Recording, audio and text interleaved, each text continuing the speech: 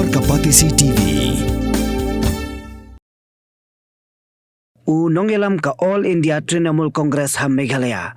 Dr. Mukul Sangma. Laong baka party kada Bishar Bniah Shwa Bniah Tiket yaki kertong kiba apply ban yakun yaka election ka bansalong syaka Garo Hills Autonomous District Council namar baka ain ringkang dingkpe lani ka anti-defection law jong ka 10 schedule jong ka riti sensyar kari India kam Treikam satya haki Autonomous District Council.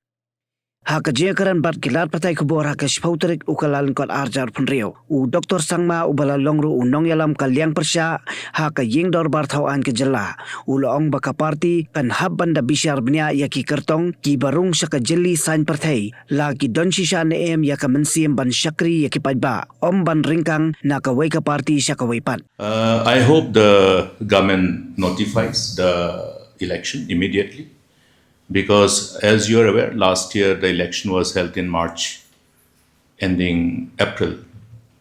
And the term that is usually the 5-year term is closing now. It has become necessary for all the political parties to definitely prepare for the election. And TMC is participating. The party has already invited applications from aspiring candidates. And there are certain internal discussions we are embarking upon. We are continuing this discussion.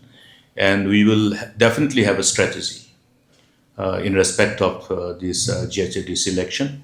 It is very important for us to understand the political dynamics that unfold after every election in respect of Autonomous District Council.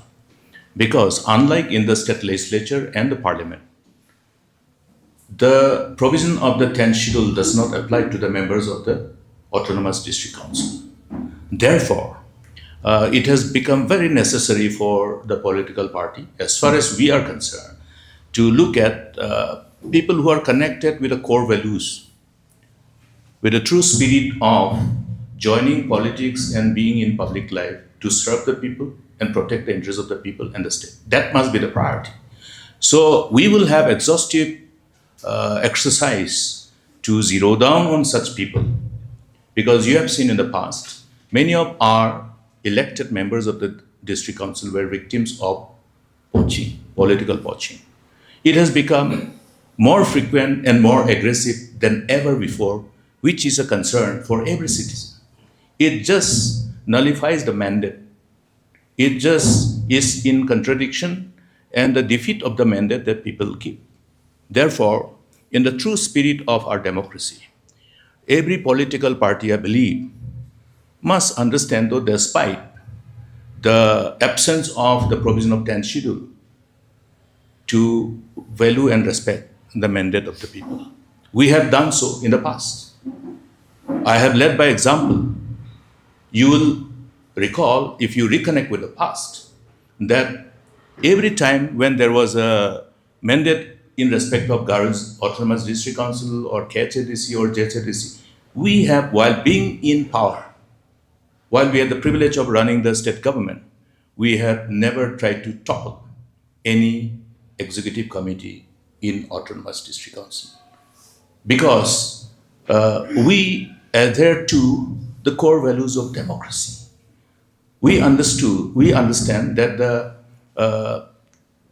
responsibility of leaders who lead the political parties must understand the values associated with our democratic system and respect the mandate of the people.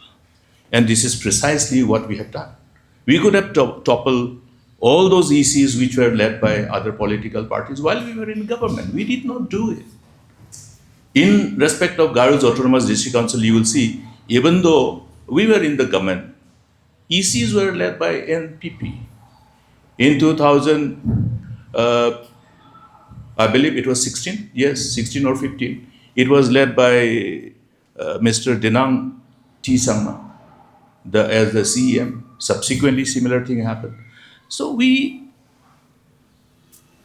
respect the mandate of the people, but in view of what is the prevailing situation in respect of the ADCs, it has become necessary for the people of the state to come together.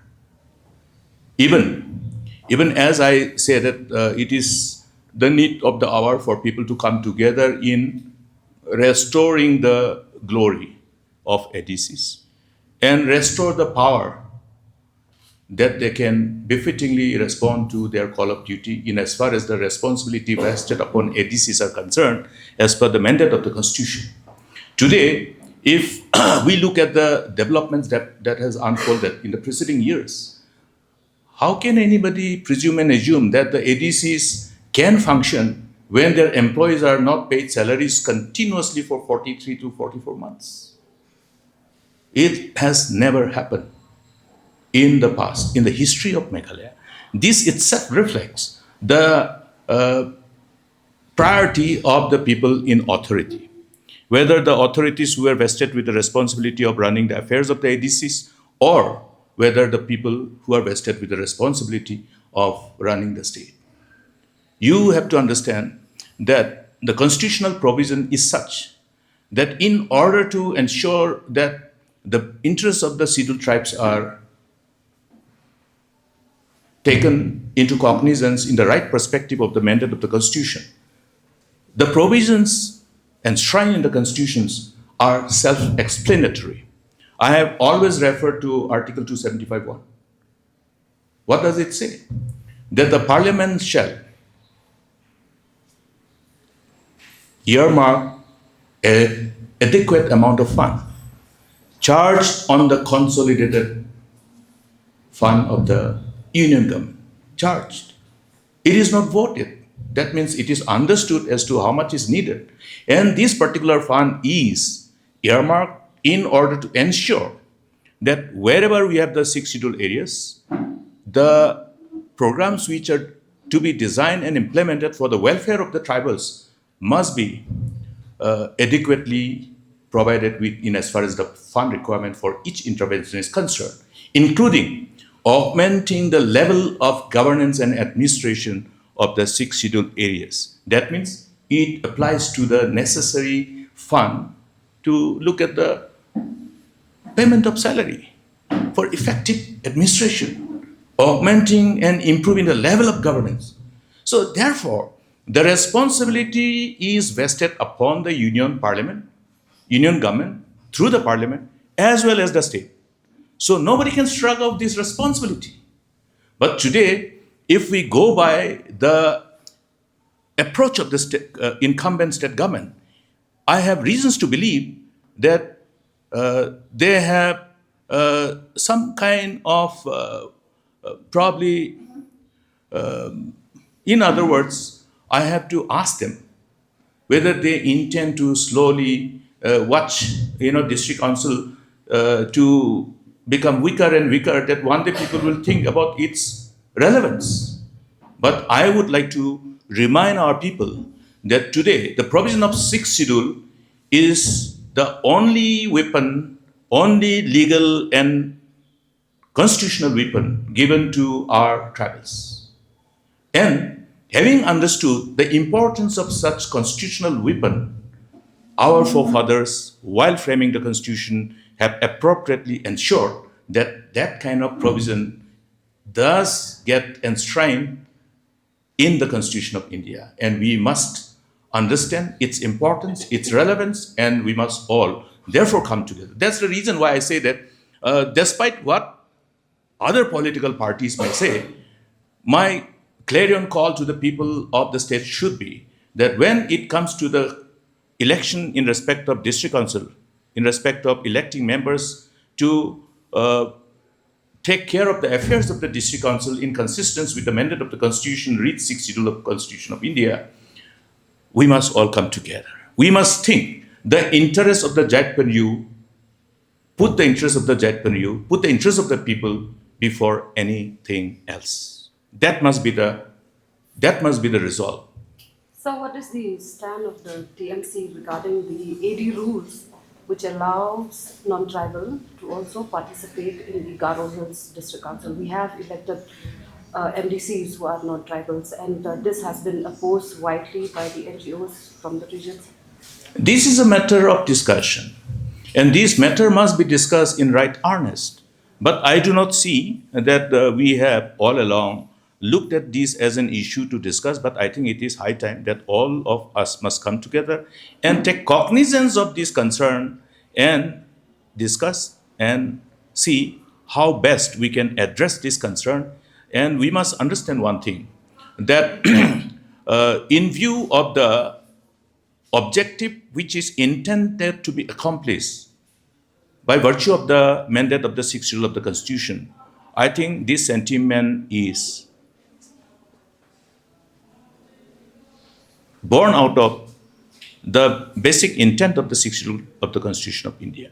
Therefore, it is only necessary to, if there has been any decision which should be considered as something which require review, it is always good to put our heads together and have a brainstorming session so that both the intent of the sixth schedule of the Constitution of India and the resultant concern of the people as an offshoot of their understanding of the mandate of the sixth schedule of the Constitution of India, I think that has to be taken cognizance of. And therefore, I call for engagement, a collective engagement. Every issue, when whipped up,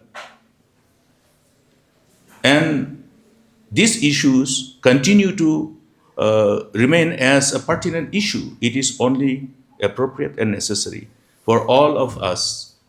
All of us means people who are involved in exercising our responsibility in our given democratic system, means all the political parties and all other freelancers as well who intend to be in politics and to be part of this vibrant democracy that we have. So will this constant poaching on the TMC MDCs, will it affect the prospect of your party in the upcoming district council polls? See, I am telling people, I'm trying to make my mind very clear. We have to all understand that district council doesn't belong to any political party. And the responsibility vested upon all the political parties who are mandated to run the district council in sync with the provision of the Constitution revolves around the interests of the people which are enshrined in the whole provision of the Constitution. The intent that is reflected in the Constitution which is required to be achieved, and how this should be considered as, I must say, a responsibility is as good as a divine responsibility, because you're dealing with the concerns of protecting and preserving our identity, our culture, our way of life. And most important part is that being the owners of the resources. Now you look at the